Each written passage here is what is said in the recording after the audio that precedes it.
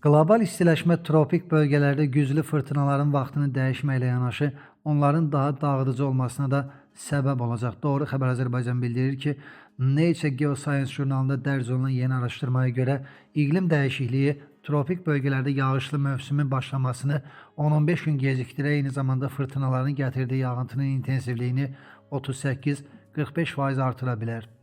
Tədqiqatçılar yüksək dəqiqlikli iqlim modellərindən istifadə edərək yüzlərlə kilometr əraziyə yayılan və saatlarla davam edə bilən orta miqyaslı konvektiv sistemləri araşdırıblar.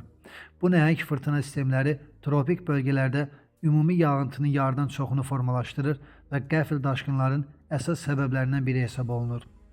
Araşdırmaların nəticələri göstərir ki, planet istiləşdikcə atmosferin daha çox enerji toplaması və qlobal hava dövranının yavaşlaması yağış mövsümünün başlamasını gecikdirə bilər. Lakin gecikmə atmosferdə daha çox enerjinin toplanmasına səbəb olur. Nəticədə fırtınalar başladıqda daha qısa müddətdə daha güclü yağış yağması mümkündür. Alimlər yağıntının intensivliyinin bəzi ssenarilərdə 38-45% arta biləcəyini hesablayırlar.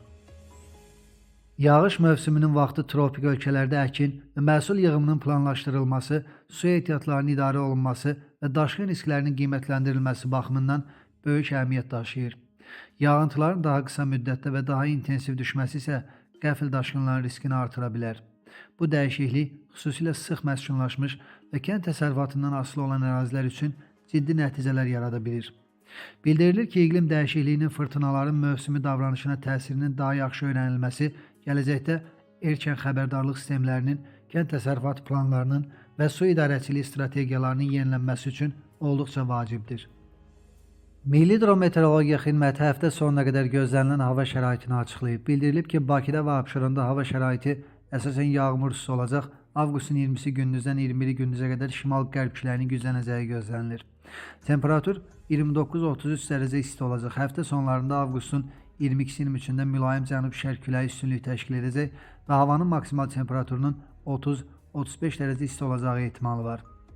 Avqustun 20-si gündüz şimal və qərb rayonlarından başlayaraq 21-i gündüzə qədər hava şəraiti qeyri-sabit keçəcək, yağış yağacaq, leysan xarakterli olacaq, intensivləşəcək, şimşək çağacaq, dolu düşəcək. Avqustun 22-si 23-də əsasən yağmursuz hava şəraiti müşahidə olunacaq. Havanın maksimal temperaturu Aran rayonlarında 33-38, dağlarda 20-25 dərəcə isti olacaq.